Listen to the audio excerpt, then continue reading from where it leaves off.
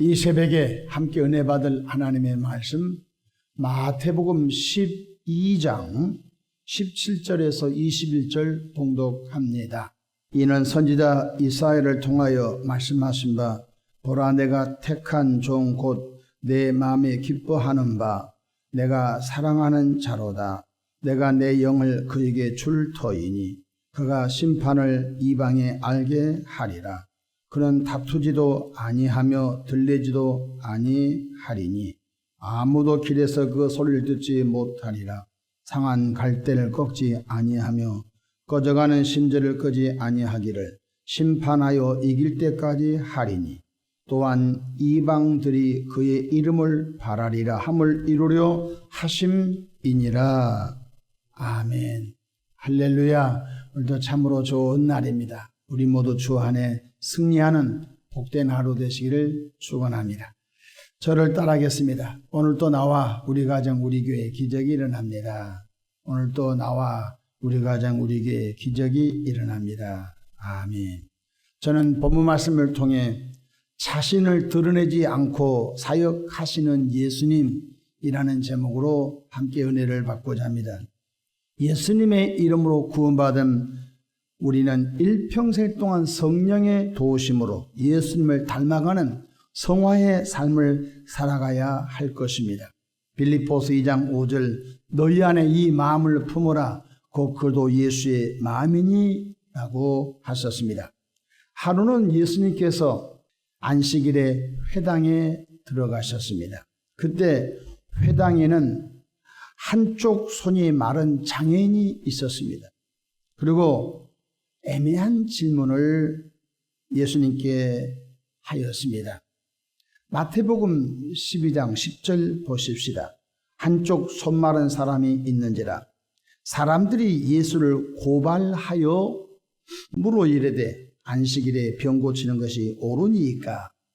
그러니까 지금 예수님께서 한쪽 손이 마른 장애인을 안식일 날 고치면은 안식일 규례를 어겨서 예수님을 고발하여 예수님의 그 사역을 중지시키려고 하고, 예수님이 안식일 날 병을 안 고치면은 예수님의 치유 사역이 또 방해를 받는 것 아니겠습니까? 그래서 예수님께 애매한 질문을 좀 하게 됩니다. 그때 예수님께서 어떻게 대답하셨죠?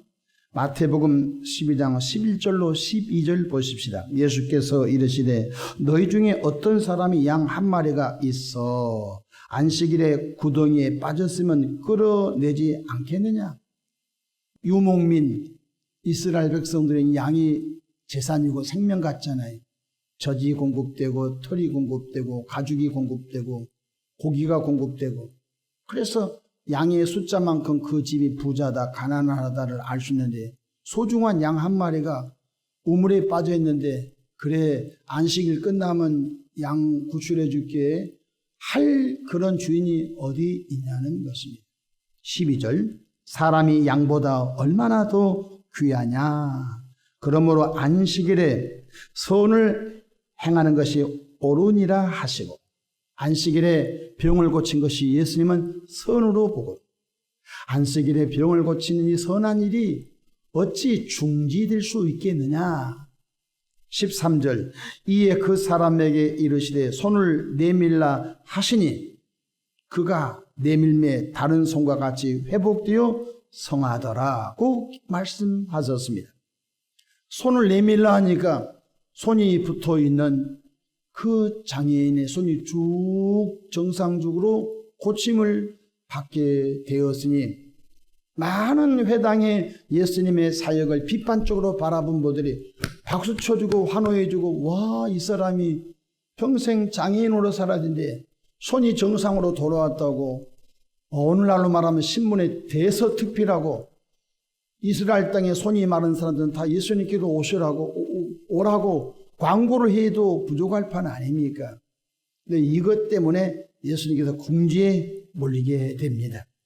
문제가 생겼습니다. 바로 안식일에 사람을 고친 것이 바로 유대인들이 정한 안식일의 율례와 규례를 어긋난 일이라고 바리새인들이 집중적으로 예수님을 공격하기 시작합니다. 본문 14절 보십시다. 바리새인들이 나가서 어떻게 하여 예수를 죽일까 의논하거늘. 이건 보통 사건이 아닙니다. 이제 한 건이 걸려든 거예요. 예수님이 안식일날 병을 고쳤다는 거예요. 안식일날 병 고친 것이 안식일 어긴 걸로 본 거예요. 그래서 예수님께서 인자는 안식일의 주인이다, 이렇게 말씀하신 것을 볼 수 있습니다. 이러한 상황 속에서 예수님은 이 아주 급박하게 돌아가는 좋지 못한 상황으로 예수님을 어떻게 하면 죽일까 바리새인들이 의논하고 있는 이 급박한 상황 속에서 예수님이 안식일날 그냥 그런 모함을 안 받으려면 주일날 안식일날 병을 안 고치면 되잖아요. 그 손마른 사람을 안식일날 안 고쳤다 그래서 죽을 사람도 아니잖아요. 그러면 안식일 끝나고 그 사람을 따로 조용히 불러서 고쳐줄 수 있잖아요. 근데 예수님께서 정면 돌파하는 거죠. 손을 내밀라니 손이 쭉 펴지면서 정상으로 돌아오고, 이것 때문에 예수님께서 바리새인들에게 늘 공격을 당하게 되는데, 이러한 상황 속에서 예수님께서 어떻게 이 상황을 대처하는지 그 지혜를 우리들이 얻어야 되겠습니다. 첫 번째로 조용히 그 장소를 떠났다는 것입니다. 예수님께서 힘이 없어서 떠났겠어요? 하늘에 12영 되는 천사를 불러내려 다 그들을 태워서 죽일 수 있는 권세가 있잖아요. 예수님께서는 자기의 권세를 사용하지 않아요. 그냥 조용히 그 자리를 떠나버리십니다. 예수님은 논쟁하거나 변명하지 않고 조용히 그 자리를 떠나버린 지혜가 우리 안에 있기를 바랍니다. 오늘 본문 15절 볼까요?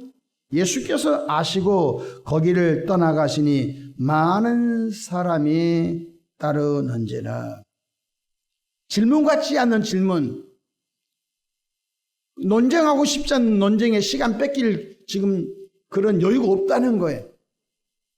예수님께서는 그들은 모함을 하든 말든 예수님께서는 이 세상 오신 목적대로 계속 이 일을 하고 있는 것입니다.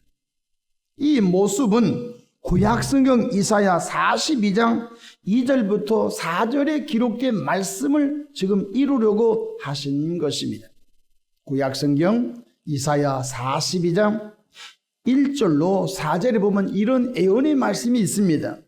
이사야 42장 2절, 그는 외치지 아니하며 목소리를 높이지 아니하며 그 소리를 거리에 들리게 하지 아니하며. 이게 세 가지도 길을 다닐 때 외치지 않고, 길을 걸어갈 때 목소리를 높이지 않고, 길을 걸어갈 때 그 소리를 거리에 들리게 하지 않고.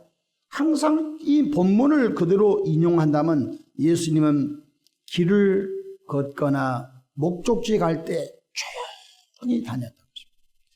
큰 소리로 떠버리지 않고 예수님께서 조용히 다니. 그 본문이 바로 이사야 42장 2절의 예언의 말씀이 오늘 마태복음 12장 19절에 기록되어 있습니다. 그는 다투지도 아니하며 들레지도 아니하리니 아무도 길에서 그 소리를 듣지 못하리라 함을 이루려 함이라고 말씀해 주고 있는 것입니다.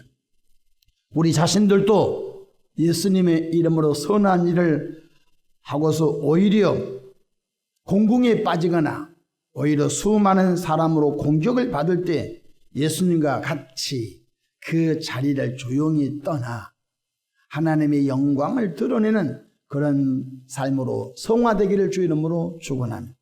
맞상대하거나 논쟁하거나 핏대를 세우게 되면요, 그 좋은 선한 일들이 전부 다 파묻히고 말게 된다는 것입니다. 둘째로 예수님께서는 조용히 그 자리를 떠날 뿐만 아니라 오신 목적대로 연속적으로 수많은 병든 자를 고치는 사역을 계속한 것을 볼 수 있습니다. 15절 보십시다. 예수께서 아시고 거리를 떠나가시니 많은 사람이 따르는지라. 예수께서 그들의 병을 다 고치시고, 예수님은 안식일도 고치고 아침에도 고치고 해가 저물 때도 고치고, 예수님 오신 목적이 세 가지잖아요. 가르치시고 전파하고 치유하시고, 끊임없이 하나님의 나라의 말씀을 가르치시고 각동 각처에 다니면서 전파하시고 수많은 병든 자 약한 자를 고치시는 힐링 사역을 하셨지 않습니까? 바로 이 말씀을 이사야 42장 3절에 이렇게 예언이 되어 있습니다. 상한 갈대를 꺾지 아니하며 꺼져가는 등불을 끄지 아니하고 진실로 정의를 시행할 것이라고 예언이 되어 있는데, 오늘 본문 20절에 상한 갈대를 꺾지 아니하며 꺼져가는 심지를 끄지 아니하기를 심판하여 이길 때까지 하리니 라고 말씀해 주셨습니다. 여러분, 세상의 가치관은 무능한 사람은 직장에서 버립니다. 세상의 가치관은 장애인은 그 장애인으로서의 기본권을 지금은 많이 존중해 주고 있지만은 장애인은 제한이 받는 것이 많이 있습니다. 그래, 지금도 좋은 시대에 살고 있지만 2000년 전에 장애인들에 대해서는요, 인간 취급을 받지 못한 그런 시대 아니었겠습니까? 그런데 예수님께서 오신 목적은 부한 사람은 귀하게 대접하고 가난한 사람은 천하게 대접하신 것이 아니라, 오늘 마태복음 12장 20절에 상한 갈대를 꺾지 아니하며 꺼져가는 심지를 끄지 아니하기를, 그러니까 우리가 생명이 위독하여 마지막 임종을 앞두는 그 사람도 한 영혼이고 소중한 사람이기 때문에 귀하게 여기는 은혜가 있기를 주 이름으로 축복합니다. 여러분, 이전에는 우리가 호롱불을 켰습니다. 우리가 호롱불을 켰었을 때 그 심지가 있어야 기름을 빨아 올려서 방에 불을 밝혀주지 않습니까? 근데 심지가 다 타버렸어요. 그러면 밑에서 기름을 끌어올리지 못하잖아요. 근데 그렇게 심지가 다 되어서 불이 꺼져갈 등 말등하면 사람들은 불어버리죠. 근데 우리 예수님께서는 바로 가치 없는 것 같은 그 사람, 그 영혼까지도 소중하게 여기시는 예수님의 그 사역이 우리들 마음속에 충만하기를 바랍니다. 남들이 무시했던 그 사람, 그 영혼을 소중히 여기고, 남들이 가치 없다고 여기는 그 사람 영혼을 소중히 여기는 예수님의 마음을 품고 살기를 바랍니다.